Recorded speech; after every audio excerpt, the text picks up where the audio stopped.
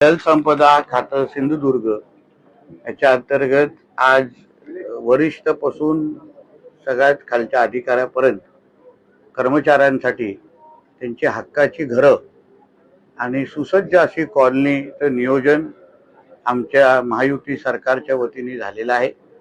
जिल्ह्यामध्ये या खात्याअंतर्गत होणारी कामाला अजून गती मिळाली पाहिजे, ताकद मिळाली पाहिजे, यासाठी अधिकाऱ्यांची स्वतःची घरं असणं हे अत्यंत महत्त्वाचं आहे। आणि म्हणून मी आदरणीय गिरीश महाजन साहेब, राधाकृष्ण विखे पाटील साहेब आणि आमचे राज्याचे मुख्यमंत्री आदरणीय देवेंद्र फडणवीसजी आणि आमच्या दोन्ही उपमुख्यमंत्र्यांचं मनापासून सिंधुदुर्गाच्या वतीने मी आभार मानेन। कारण का जसं मी भाषणात बोललो की आमच्याकडे अधिकारी वर्ग कधी कधी येण्यासाठी 2 वेळा विचार करतो आणि म्हणून ज्या पद्धतीने अगर अशा पद्धतीने सुसज्ज असं त्यांच्या राहण्यासाठी अगर क्वार्टर बांधत असतील किंवा बंगले देत असतील तर भविष्यामध्ये आमच्या सिंधुदुर्गाकडे येणाऱ्या अधिकाऱ्यांचा ओढ निश्चित पद्धतीने वाढेल आणि त्याचा थेट परिणाम, चांगला परिणाम आमच्या जिल्ह्याच्या विकासावर निश्चित पद्धतीने होईल।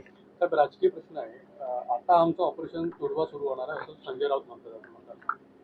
लक्षात घ्या, मुळामध्ये ऑपरेशन टायगर जे झालेलं आहे त्याच्या बाबतीमध्ये त्या शिवसेना पक्षाचे सगळे जे काही प्रमुख नेते मंडळी त्याच्याबद्दल त्यांनी माहिती दिलेली आहे। आता त्यावर तुम्ही तुडवा जुडवा बुडवा काही बोललात, पण मुळामध्ये ह्याचा जबाबदार कोण हेही कधीतरी विचार करायला पाहिजे। जसं तृणमूल काँग्रेसमध्ये एक अभिषेक बॅनर्जी आहे, तसा उबाटाचा अभिषेक बॅनर्जीला आपण का त्याला काही प्रश्न विचारत नाही? कधीतरी आदित्य ठाकरेला पण ह्याच्या बाबतीमध्ये प्रश्न विचारला पाहिजे की बाबा तू असताना तुझे खासदार काय सोडून गेले? मग तृणमूलचा अभिषेक बॅनर्जी, उबाटामध्ये आदित्य ठाकरे, साम्य आहे, तो पण अभिषेक ए आणि ए आहे। मग कदाचित अभिषेक बॅनर्जीला आता हेल्मेट घालून जसं पश्चिम बंगालमध्ये फिरण्याची वेळ आली आहे, एक आता हेल्मेट मी आदित्य ठाकरेला पण गिफ्ट पाठवणार आहे। कारण का महाराष्ट्रामध्ये फिरताना चुकून कुठेतरी चपला आणि अंडी आल्या तर त्यासाठी हेल्मेट हवा ना, पण आता पेंग्विन हेल्मेट मध्ये कसा दिसेल हा एक वेगळं संशोधन आहे।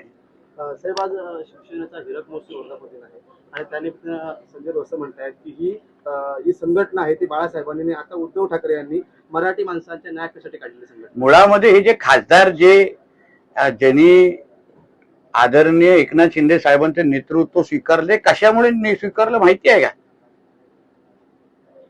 ते स्वीकारलं कारण उद्धव ठाकरेंचा पक्ष, ज्याला आपण उबाटा म्हणतो, तो काँग्रेसमध्ये विलीन होणार होता। ह्या भीतीने त्या लोकांनी एकनाथ शिंदे साहेबांच्या नेतृत्व त्या लोकांनी स्वीकारलेला आहे। म्हणजे मूळ बाळासाहेबांचा विचार जे काँग्रेसच्या विरोधी विचार होते, मी माझ्या शिवसेनेचं कधीच काँग्रेस व्हायला देणार नाही, ते मी माझं दुकान बंद करून, असं बोलणारे आमचे हिंदू हृदय सम्राट बाळासाहेब ठाकरे ह्या सगळ्या विचाराला तिलांजली देऊन उद्धव ठाकरे जेव्हा काँग्रेसमध्ये विलीन होण्याचा विचार करत होते, मी तर हेही ऐकलं आदित्य ठाकरे आणि राहुल गांधीच्या या बाबतीमध्ये बैठका पण झालेल्या। आदित्य ठाकरेंना काँग्रेसच्या राष्ट्रीय सरचिटणीस बनवण्याचा पण प्रस्ताव आलेला, हेही माझ्या कानावर आहे। एवढं सगळं काँग्रेसमध्ये विलीन होऊन मूळ बाळासाहेबांचेच विचार अगर बुडवायचे ना असतील तर मग खासदार राहणार कशाला? कसले बाळासाहेबांच्या विचारबद्दल संजय राजाराम राऊत बोलतायत? तुम्ही काँग्रेसमध्येच विलीन होणार होता तर याच्यापेक्षा नेहरू गांधींचं गोडवे गावा ना, बाळासाहेबांचे गाव कशाला गाताय तुम्ही? त्यांच्यात तर विलीन होणार होतात। एका खासदाराची किंमत 85 कोटी रुपये ठरवण्यात आली असं रोहित पवार। असं आहे की आता शेमड्यासारखे हे महाविकास आघाडी काही बोलले त्याला काही अर्थ नाहीये। मुळामध्ये तुमच्या त्या आमच्या महाराष्ट्र व्हर्जन ऑफ अभिषेक बॅनर्जीला आवरलं पाहिजे होतं। मग हे सगळे आरोप करायची वेळ आली नाही असती। जे हिंदुत्वादी विचारावर तयार झालेले हे सगळे मूळ शिवसैनिक, त्यांनाही जेव्हा बघितलं की हे काँग्रेस विचाराला स्वीकारणारे लोक आहेत, जिहादला स्वीकारणारे आहेत, हिंदुत्व विरोधी भूमिका घेणारे लोक आहेत, म्हणून तर ते लोक पुढे गेलेले। कधी कधी पैशांच्या पलीकडे विचार पण महत्वाचे असतात।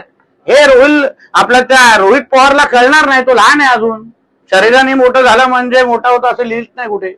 देवेंद्र फडणवीस यांनी गद्दारांच्या रक्षणासाठी पोलीस लावले आहेत, हा जनतेच्या पैशाचा अवमान आहे संजय राऊत म्हणतात। हा, म्हणून उद्धव ठाकरेंनी लवकरात लवकर संरक्षण सोडावं।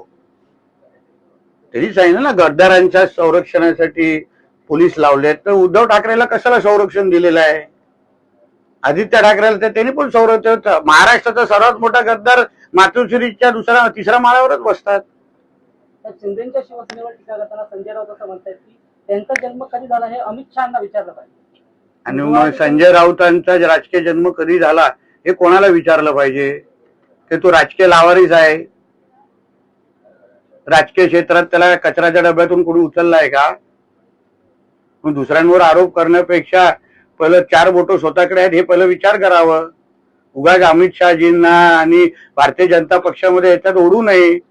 हा शिंदे साहेबांच्या शिवसेनेनी तुमच्यावर बाळासाहेबांच्या विचाराला न्याय देण्याच्या दृष्टिकोनातून टाकलेलं पाऊल आहे. तुझ्यासारखा राजकीय धर्मांतर त्याचं झालेलं नाहीये बाकीच्या लोकांचं. राजकारणामध्ये कोणी अमर नाही. अमित शहा काय संजीवनी गुटिका खाऊन जन्माला आलेले नाही, संजय राऊत म्हणतात.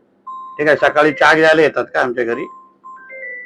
की सकाळी आम्ही कुठली जडीबुटी खातो, औषध का पितो, चहा कशी पितो, काळी पितो, दूधवाले का द्यायला आलाय काय? तेच काम राहिलं आता, हाऊसकीपिंग. साहेब, आम्ही गिरगावकर यांनी दोन्ही ठाकरे बंधूंना एक पत्र पाठवलंय आणि त्यामध्ये ते असं म्हणतायत की आता आपणच मराठ्यांचे हिंदू हृदय सम्राट बाळासाहेब ठाकरे आहात. कोणाला पाठवलं? दोन्ही ठाकरे बंधूंना पत्र पाठवलं. कोणी पाठवलं? आम्ही गिरगावकर. आता ते मला पत्र वाचलेलं नाहीये, पण हिंदू हृदय सम्राट, हिंदुत्व आणि उद्धव ठाकरे आणि काय संबंध राहिलेला हे मला आतापर्यंत कळलेलं नाही. आता तो संबंध संपलेला आहे. तो त्याच्या रक्त आता हिरवं झालेलं आहे. म्हणून कोणी हिंदू हृदय सम्राट आणि उद्धव ठाकरेचं जोडू नये असा मताचा मी आहे. हिंदी